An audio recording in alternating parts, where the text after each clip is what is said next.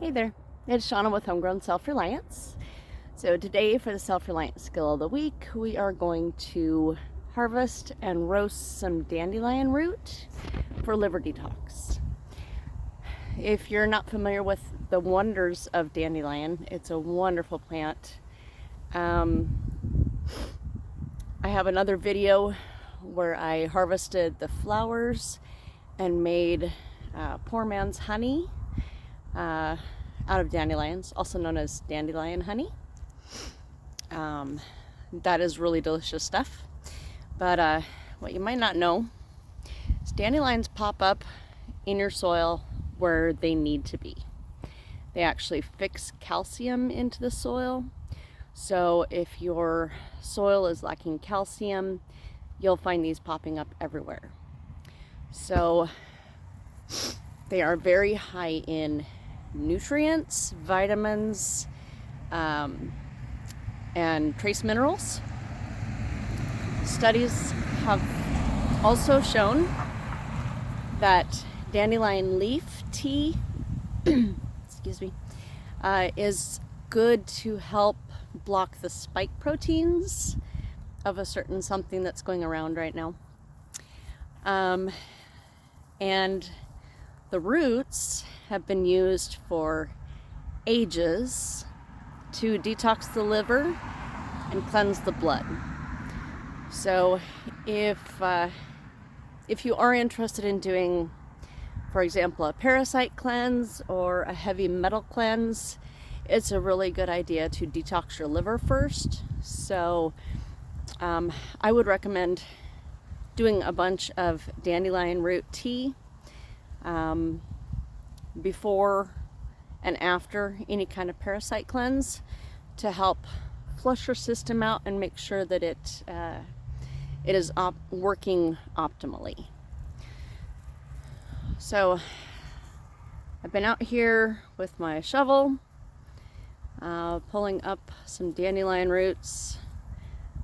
I'm not going to show you that because it's a little hard to do one-handed.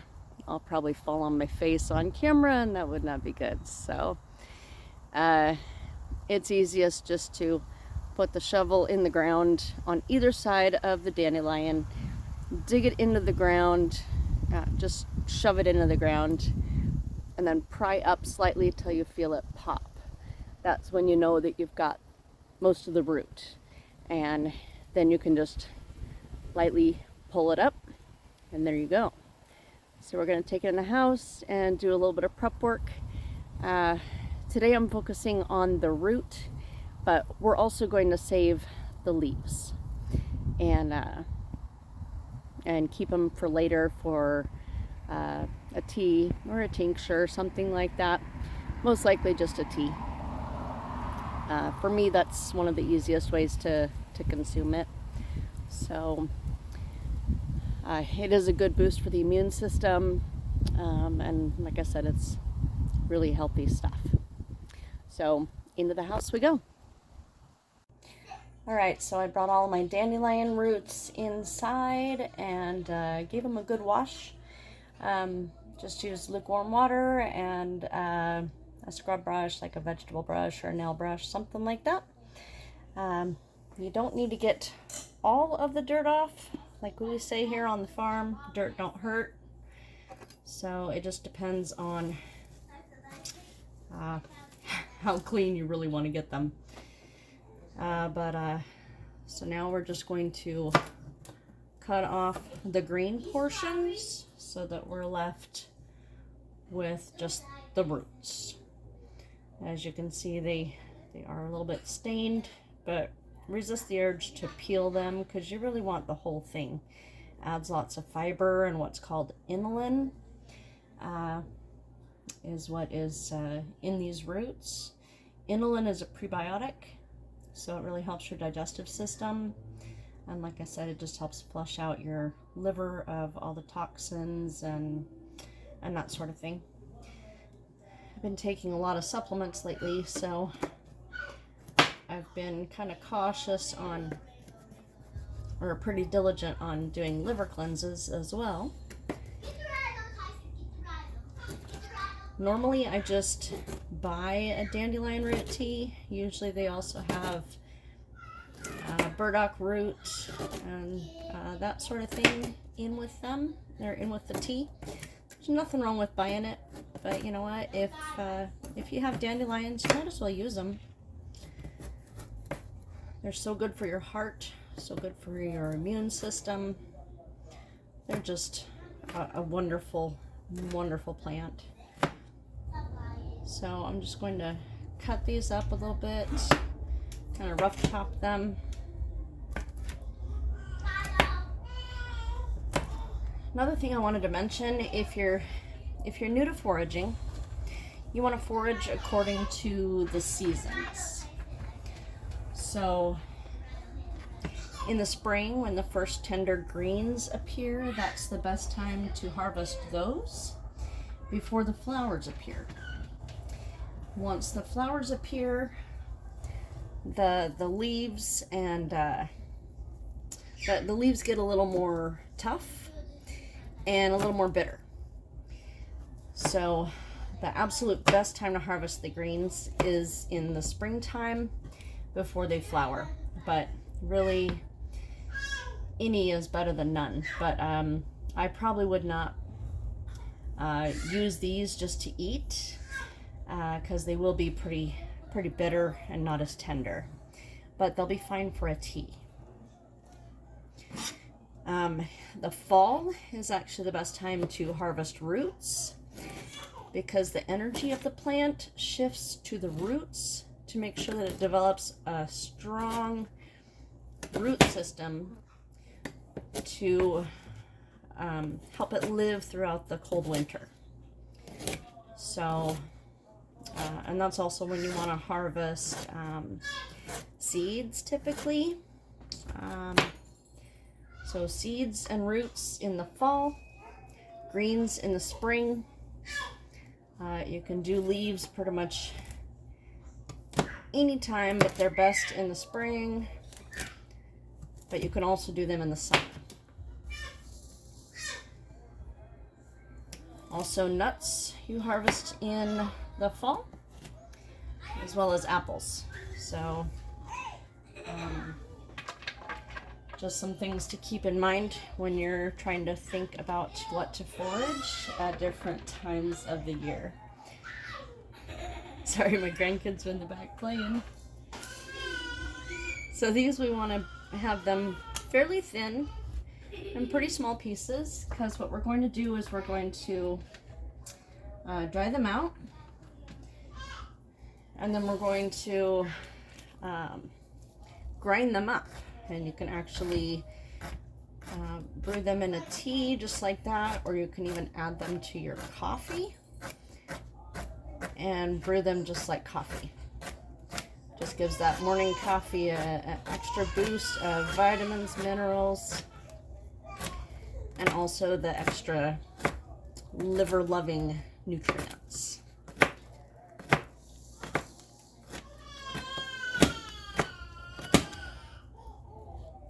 So once I get this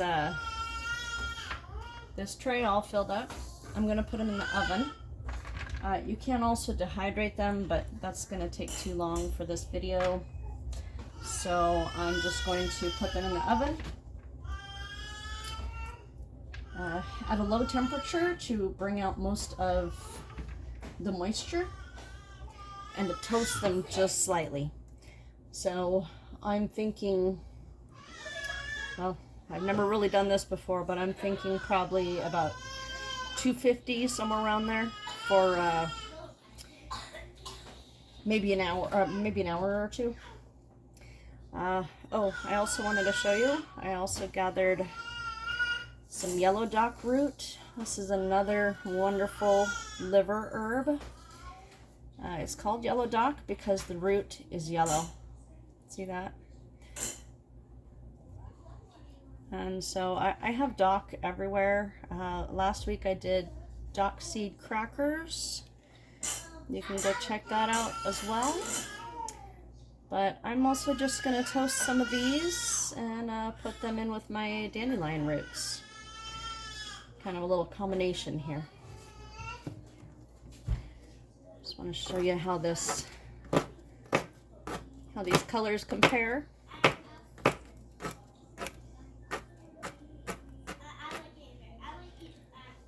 So that is the dock root. And as you can see, the dock root is way more yellow than the dandelion root. So that is yellow dock. Check out my other video for more ways of identifying yellow dock. But this is honestly the easiest way, besides the seeds, is to dig up the root. When we plowed our garden a couple years ago, we actually dug up a whole bunch of yellow dock. So we had these yellow roots laying everywhere in the garden that we just plowed. So we had to walk around and pick them all up.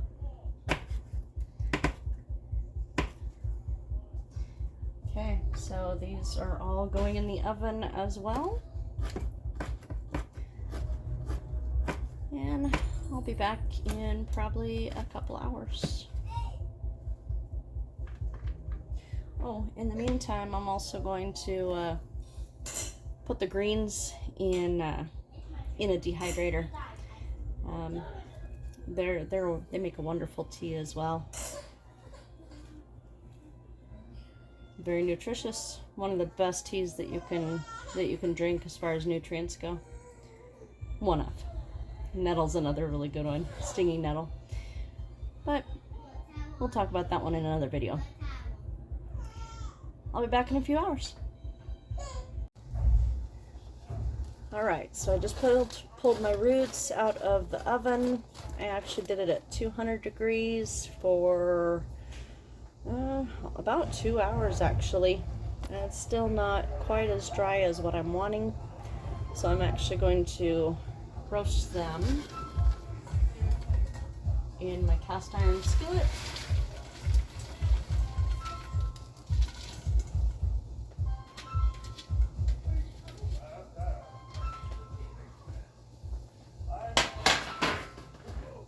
So I've got the cast iron heated up. It's dry, no oil or anything in it.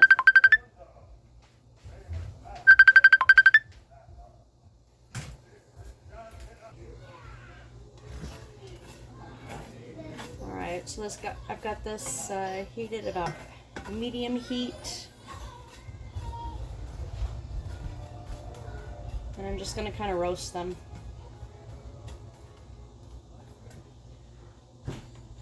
Let's turn it up just a little bit more. We just want to get them somewhat browned and more dried out.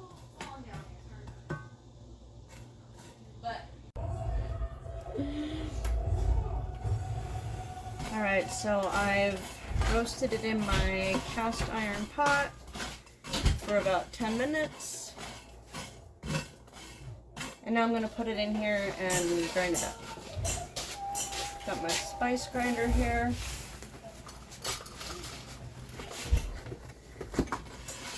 These are much harder, more brittle. And the roasting also brings out the flavor. And it smells lovely right now, so hopefully it'll taste real good.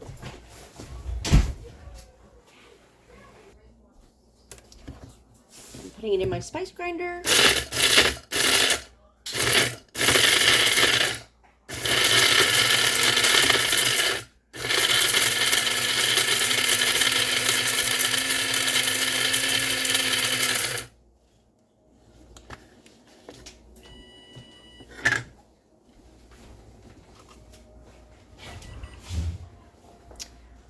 Definitely still feels too moist. Baby.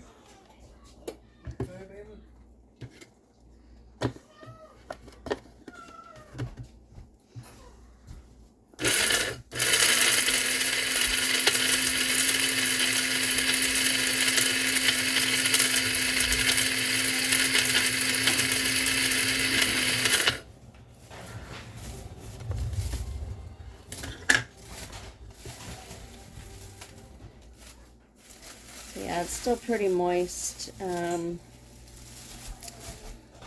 You may want to actually dehydrate these better before you start to grind them, because just that seems pretty moist.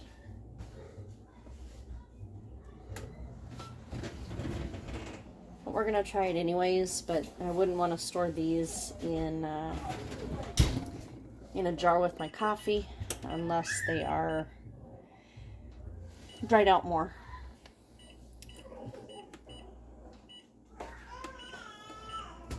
But we'll try some fresh mixed in with the coffee. Just put it in with your normal coffee filter, run it through your normal coffee maker.